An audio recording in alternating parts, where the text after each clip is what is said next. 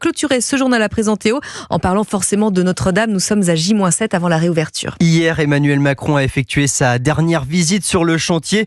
Conclusion de 5 années de travail pour rendre toute sa beauté à l'édifice.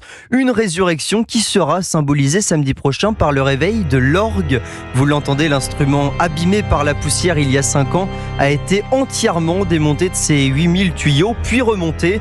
Et un homme sera aux premières loges samedi prochain, Olivier Latry, organiste titulaire de Notre-Dame. Traumatisé par l'incendie il y a 5 ans, il attend désormais avec impatience de pouvoir revenir derrière l'instrument. Et Antoine Bienvaux l'a rencontré pour Europe 1. L'incompréhension, la peur, les larmes, Olivier Latry n'a rien oublié de ce 15 avril 2019.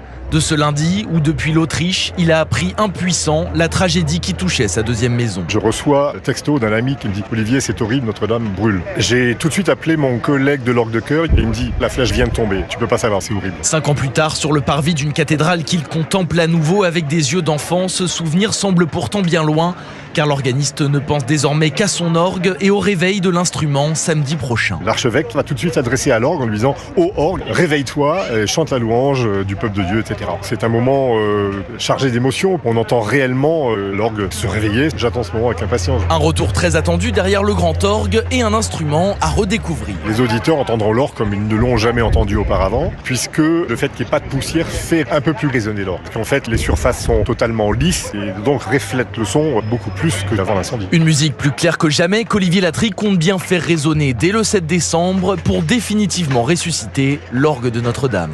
Antoine Bienvaux pour Europe 1.